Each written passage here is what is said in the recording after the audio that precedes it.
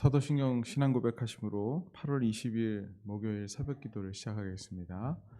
전능하사 천지를 만드신 하나님 아버지를 내가 믿사오며 그 외아들 우리 주 예수 그리스도를 믿사오니 이는 성령으로 잉태하사 동정녀 마리아에게 나시고 본디오 빌라도에게 고난을 받으사 십자가에 못 박혀 죽으시고 장사한 지 사흘 만에 죽은 자 가운데서 다시 살아나시며 하늘에 오르사 전능하신 하나님 우편에 앉아 계시다가 저리로서 산자와 죽은 자를 심판하러 오시리라. 성령을 믿사오며 거룩한 공회와 성도가 서로 교통하는 것과 죄를 사하여 주시는 것과 몸이 다시 사는 것과 영원히 사는 것을 믿사옵나이다. 아멘. 우리 찬송 383장 눈을 들어 산을 보니 찬송하시겠습니다. 383장 눈을 들어 산을 보니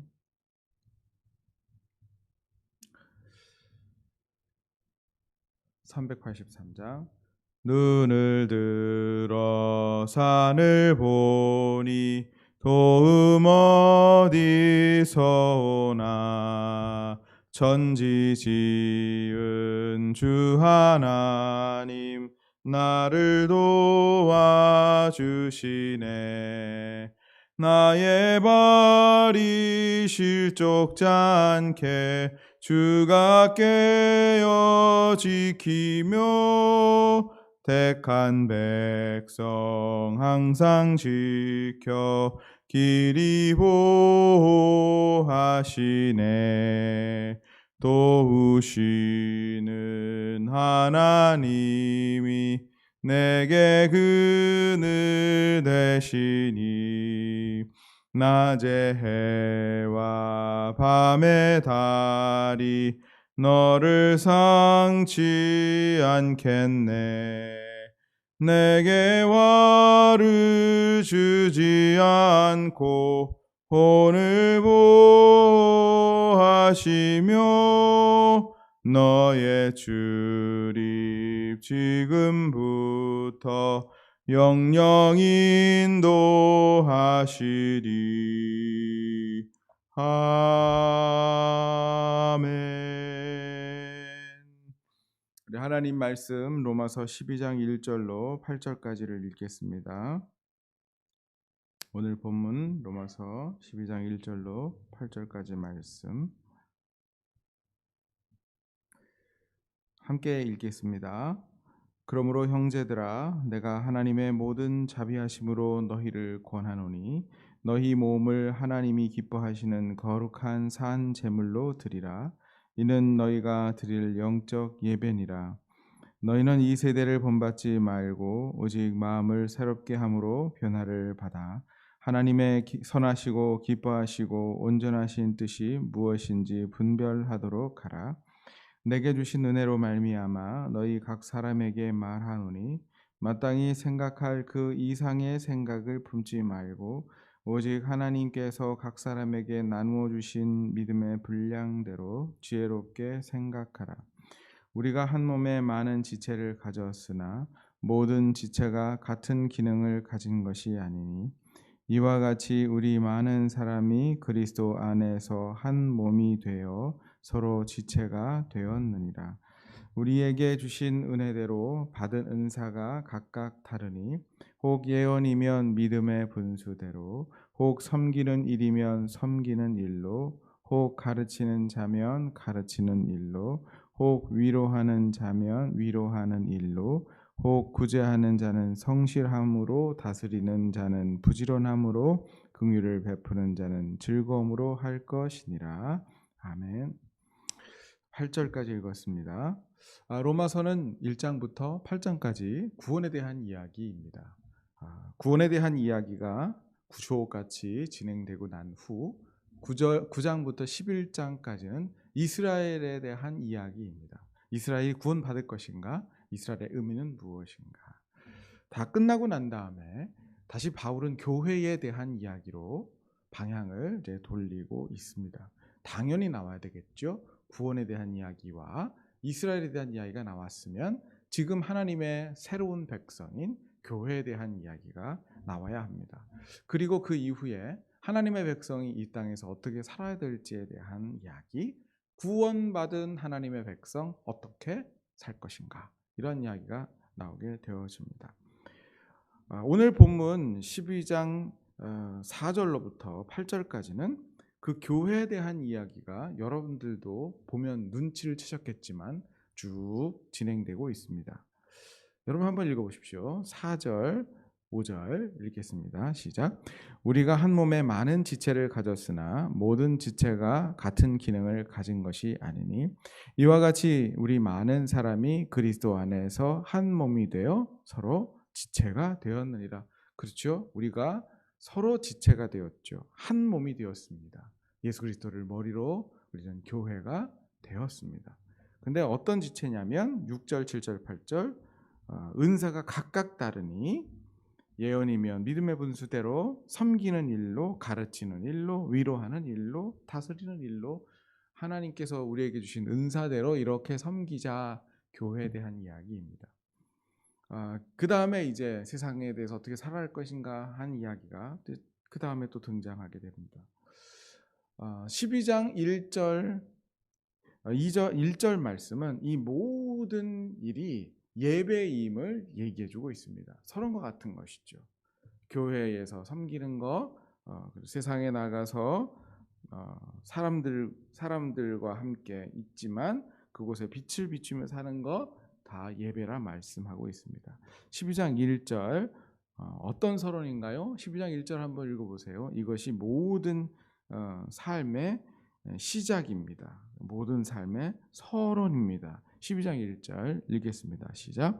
그러므로 형제들아 내가 하나님의 모든 자비하심으로 너희를 권하노니 너희 몸을 하나님이 기뻐하시는 거룩한 산 제물로 드리라. 이는 너희가 드릴 영적 예배니라. 이렇게 얘기합니다. 우리의 몸을 산 제물로 드리라는 겁니다. 우리의 몸의 용도가 나옵니다. 우리가 구속을 받았지 않습니까? 그래서 우리의 영이 하나님의 자녀가 되었습니다.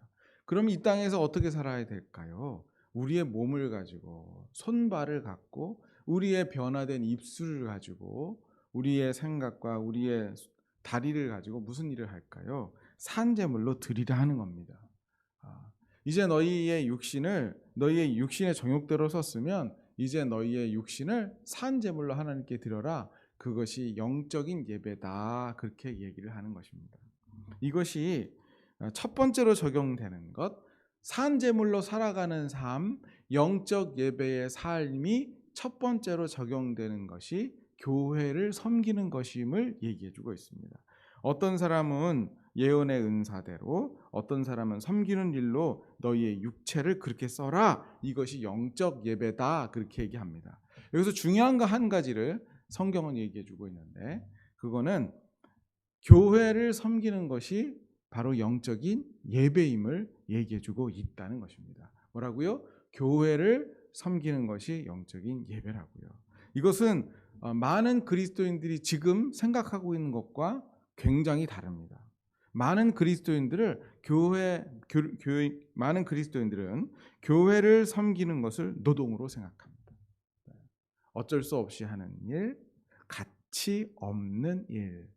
그래서 웬만하면 물리쳐야 될 일, 의무적으로 해야 될 일, 하면서 짜증나는 일, 기타 등등으로 얘기합니다. 심지어는 선교단체도 그렇게 얘기를 하고, 어떤 목사님들도 교회의 일들을 성도들이 맡아서 하는 것에 대해서 미안하게 생각하는 그런 경향이 있습니다. 여러분, 이 모든 생각들은 다 마귀적입니다. 교회 일은 무가치한 일이 아닙니다. 교회 일은 예배입니다. 교회에서 성도들을 섬기는 것은 가급적이면 피해야 될 일이 아니라 그것은 존귀한 일입니다. 그것은 영적인 예배가 되기 때문에 그렇습니다. 여러분, 영적인 예배에 실패가 있을까요? 우리의 마음과 정성과 뜻을 다하게 된다면 혼자서 집에서 예배드리는 그 예배도 귀한 예배이듯이 우리가 마음과 뜻과 정성을 다하여 하나님께서 섬기라고 하는 그리스도의 몸, 교회를 섬기는 것은 실패가 없습니다. 거기에는 실패가 없습니다. 그 모든 일은 다 존귀합니다. 어떨 때는 교회 일들을 하다 보면 사람들이 볼 때 교회 일이 실패인 것처럼 보입니다. 열심히 기도했고 열심히 전도지를 만들었고 그래서 시간을 냈고 바깥에 나가서 교회가 함께까지 전도를 했는데 아무도 돌아오는 사람이 없을 때가 있습니다. 사도들도 그러하였는데 전도하다가 아무도 그 마을에서 예수를 믿지 않고 돌을 맞아서 핍박받았던 적도 있는데 우리야 오죽하겠습니까? 여러분들에게 묻겠습니다. 그 모든 일들이 의미가 없을까요? 아니요, 의미가 있습니다. 왜냐하면 그거 자체가 그렇게 교회가 교회를 섬기는 것, 함께 무슨 일을 했던 것 자체가 영적인 예배이기 때문에 그렇습니다. 아무도 보는 일 없을 때 혼자서 예배드린 걸 하나님께서 예배로 받으셨듯이 실패처럼 보이는 그 교회 일들을 하나님은 이미 영적 예배로 받으셨습니다. 교회 섬김, 그것은 예배입니다. 어떻게 이런 일들이 가능할까요? 어떻게 세상 사람들이 실패로 보는 것이 하나님께서 받으실 영적 예배인 것으로 여기게 될까요? 마음의 변화가 있어야 합니다. 2절 말씀 같이 한번 읽어보겠습니다. 2절 시작. 너희는 이 세대를 본받지 말고 오직 마음을 새롭게 함으로 변화를 받아 하나님의 선하시고 기뻐하시고 온전하신 뜻이 무엇인지 분별하도록 하라. 이 세대를 본받지 말아야 이러한 삶이 가능합니다. 여기서 이 세대의 세대는 아이온이라는 것인데 헬라어로 아이온인데 이것은 다가올 세대, 예수 그리스도께서 재림하셔서 이 땅 가운데 완벽한 하나님의 나라를 세우는 또 다른 세대, 다가올 세대와 비교가 되는 단어입니다. 이 세대, 다가올 세대. 지금 이 시간, 앞으로 예수님께서 이 땅을 통치할 시간. 앞으로 통치할 시간은 완벽합니다. 그러나 이 세대는 죄악에 물들어 있습니다. 앞으로 통치할 예수 그리스도의 세대는 예수님이 완벽하게 통치하는 시간이지만 지금 이 세대는 영적인 전투가 있는 세대입니다. 그래서 이 세대 사람들은 멸망당할 땅의 사고방식을 갖고 살아갑니다. 육체를 신뢰하며 살아가고 육을 쫓아 살아갑니다. 이것이 변화되어야 합니다. 땅에 속한 사고방식이 하늘에 속한 사고방식으로 바뀌어야지 교회를 교회되게 하는 삶이 가능합니다. 전적인 변화가 있어야 합니다. 육이 아니라 영으로, 나를 위한 삶이 아니라 하나님을 위한 삶으로, 돈에 묶인 삶이 아니라 하나님에게 묶인 삶으로 바뀌려면 마음의 변화를 받아야 합니다. 여기서 변화는 메타모르포오라고 하는 말로 내면으로부터 완전한 전적인 변화입니다. 여러분, 생각이 바뀌어져서 교회를 섬기는 것이 아름답게 보이지 않습니다. 생각은 수정되어야 되는 것이 아니고 전적인 변화를 받아야 그 교회의 아름다움이 보이게 됩니다. 전적인 변화를 받은 사람은 교회가 아름답게 보입니다. 그 사람에게 교회의 가치가 보입니다. 그게 시골에 있는 작은 교회일지라도 몇 명 모이지 않는 작은 모임일지라도 그것이 존귀하게 보이는 것은 변화를 받았기 때문입니다. 그것이 우리들의 변화가 있다는 증거가 되어집니다. 그리스도 안에 있어야 합니다. 그래야 변화를 받습니다. 새로운 피조물이 되어야 합니다. 고쳐지는 것이 아니라 죽었다 살아나야 합니다. 그래야 교회가 교회답게 보이기 시작합니다. 교회를 그렇게 섬기려면 어떤 일들을 해야 되나요? 마땅히 생각할 그 이상의 생각을 품지 말라는 3절의 말씀이 필요합니다. 3절 말씀 같이 읽겠습니다. 시작. 내게 주신 은혜로 말미암아 너희 각 사람에게 말하노니 마땅히 생각할 그 이상의 생각을 품지 말고 오직 하나님께서 각 사람에게 나누어 주신 믿음의 분량대로 지혜롭게 생각하라. 얘기 딱 한 후에 교회에 대한 얘기가 쭉 나옵니다. 믿음의 분량대로 지혜롭게 생각하라. 우리가 한 몸에 많은 지체를 가졌으니 라고 하며 교회 이야기를 섬기는 이야기를 하게 되어집니다. 여기에 보면 마땅히 생각할 그 이상의 생각을 품지 말라라고 얘기하는데 요거를 원어대로 해석하게 되면 더 높게 생각하지 마라라고 하는 이야기입니다. 더 높게 생각하지 마라. 사실 나의 생각의 수준은 레벨 3 정도밖에 되지 않는데 그거보다 더 높게 레벨 한 9까지 생각하는 겁니다. 그렇게 하지 말라는 겁니다. 이게 다른 말로 번역이 되면 자신을 과대평가하지 말라라고 하는 것입니다. 나는 믿음의 수준이 예수 그리스도도 안 믿겨지는 그런 믿음의 수준인 겁니다.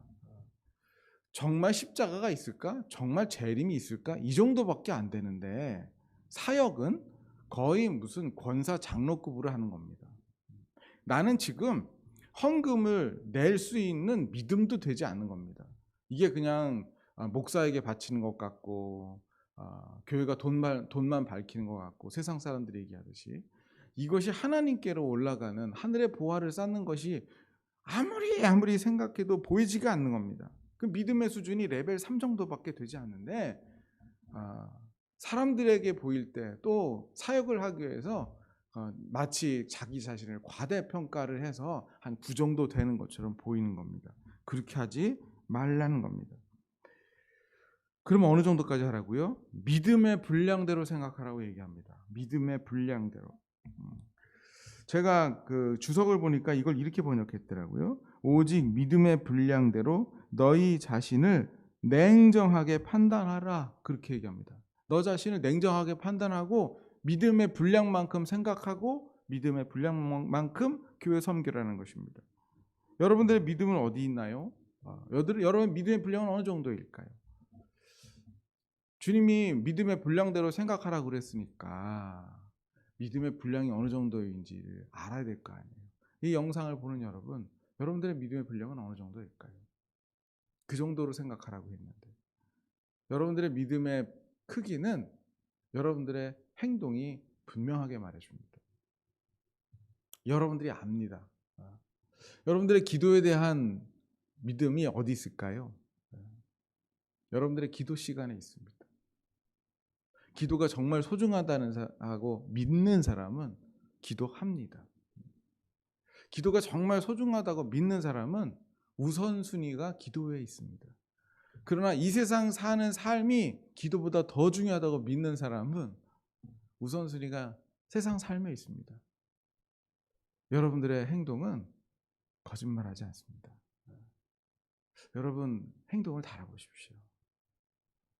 우리 주님도 요한계시록에 주님이 다시 오셔서 심판하실 때 말을 달아보는 게 아니라 사람들의 행동을 달아볼 것이라고 예언하고 있습니다. 주님이 달아보시기 전에 여러분 스스로 여러분 행동을 달아보십시오. 여러분들의 교회에 대한 믿음의 분량이 어느 정도일까요?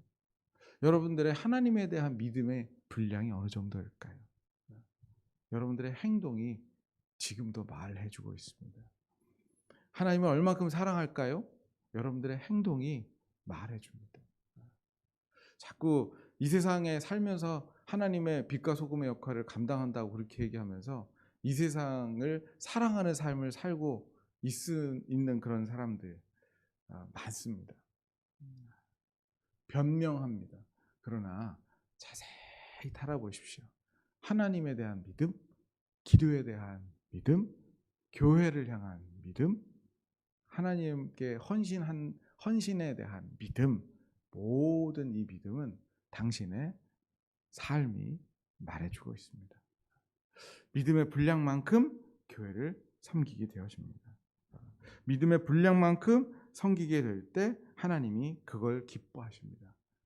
믿음이 없이는 하나님을 기쁘시게 하지 못한다고 히브리서는 말해주고 있습니다. 만약에 여러분들이 믿음으로 그 일들을 하지 않고 과대평가하고 믿음이 아닌 여러분들의 행위로 그 일들을 했다면 하나님이 그거 기뻐하지 않으십니다. 여러분들 믿음으로 기도하지 않고 믿음으로 교회를 섬기지 않고 믿음으로 이 세상에서 살아가지 않았던 그 모든 삶은 하나님의 기쁨이 아닙니다. 그건 여러분들에게도 힘든 삶일 뿐만 아니라 하나님에게도 힘든 삶입니다. 성도 여러분, 여러분들에게 믿음이 있게 되기를 축복합니다. 그리고 그 믿음을 가지고 교회를 섬기기를 축복합니다. 오늘 아침에 그 믿음을 구하십시오. 기도하겠습니다. 하나님 아버지, 우리들에게 믿음을 허락하여 주옵소서. 우리들에게 이 세대를 본받지 않게 하시옵소서.